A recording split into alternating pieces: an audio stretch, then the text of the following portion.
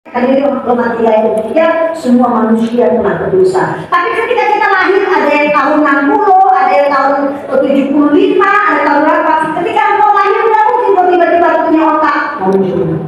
Kan enggak? Kan keren.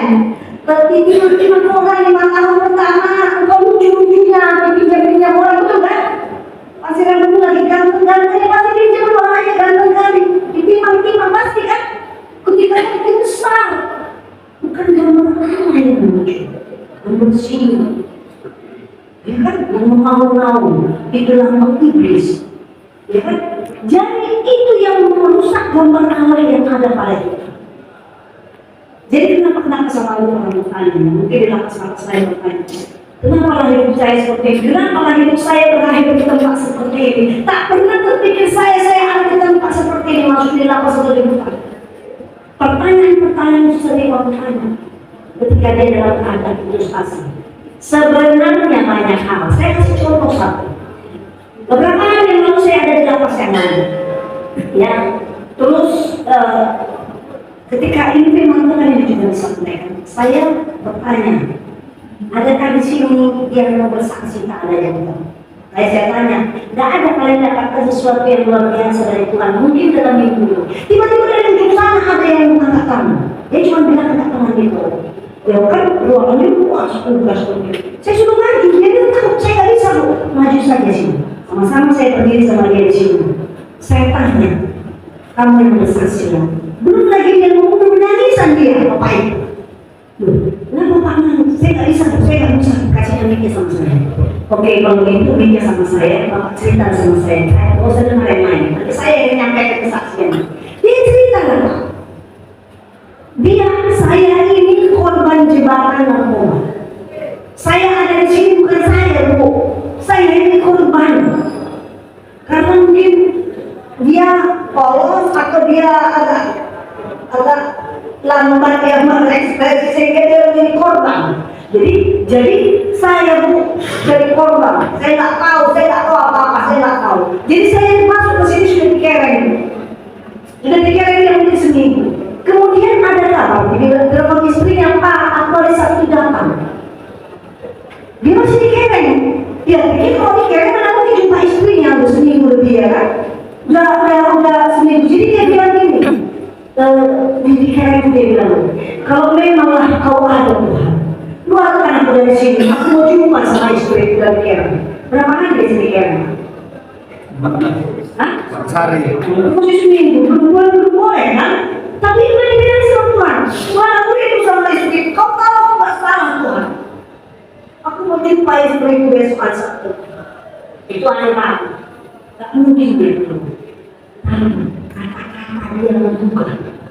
Maka Jumat dia tiba-tiba dikeluarkan dari Kereng. Itulah yang disaksikan.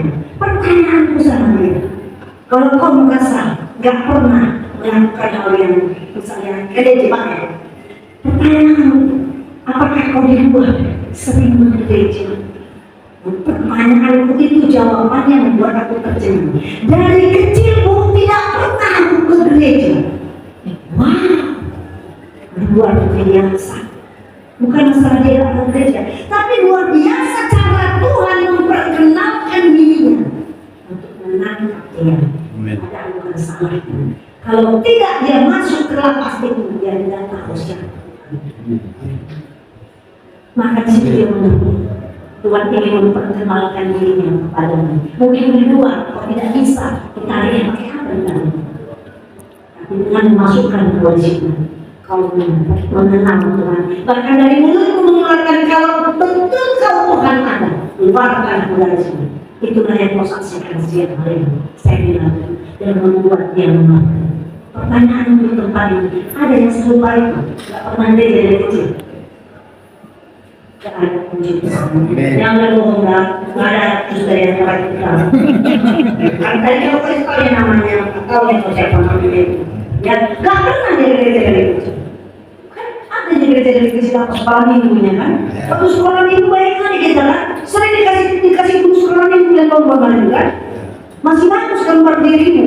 Cuma anak masih hidup untuk sekolah minggu sampai sekarang, untuk sekolah minggu masih hidup sampai sekarang, suruh dia berkorban sini. Tidak nyala anak sekolah minggunya betapa hancur dunia.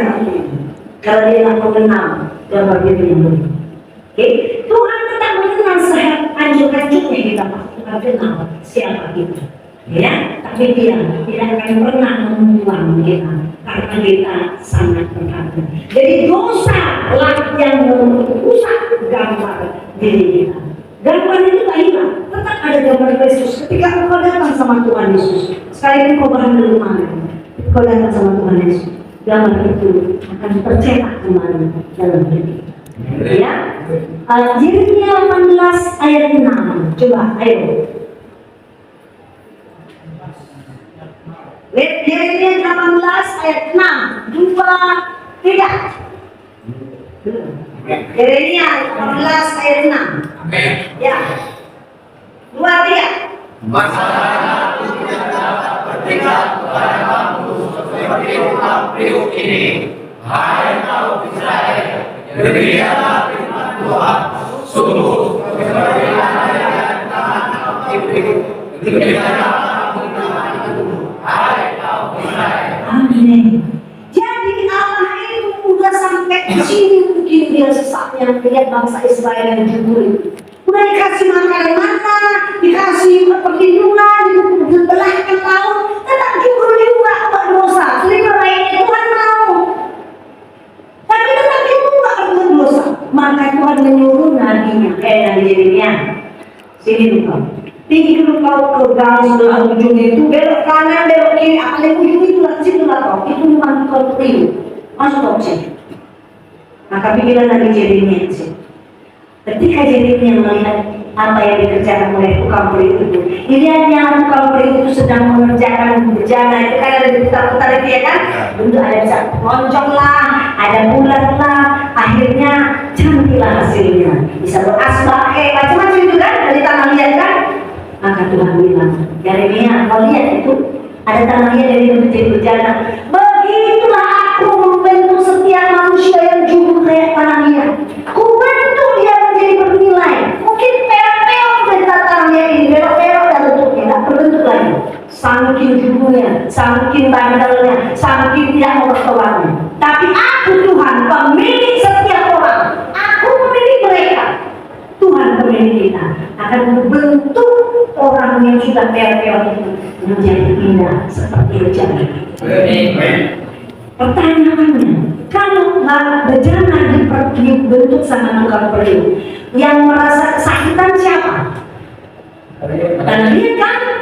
Perlu nggak tanah liat komplain nggak? Jangan kau pesek-pesek aku, perlu nggak? Sakit ini kau peok-peok kan badanku sakit? Enggak. Kita juga ini. Gak usah kita komplain. Tuhan, kenapa aku di sini? Gak ada yang menolak atau melihat aku. Aku gak ada uang, aku gak ada ini. Gak usah. Karena kita adalah tanah dia yang sedang berbentuk. Kita cek. Belok-belok, bincang-bincang. Sampai akan nanti menjadi tanah dia. Menjadi bentuk yang bernilai. Oke, siapa yang mau jadi volunteer Nagora? Volunteer itu relawan. Anak orang sini yang perlu. Anak aja. 1, 2, 3. Ada sana Pak. Ada sana. 5 anak saja. Ya, anak aja ya. Saya akan membagikan Pak. Saya akan membagi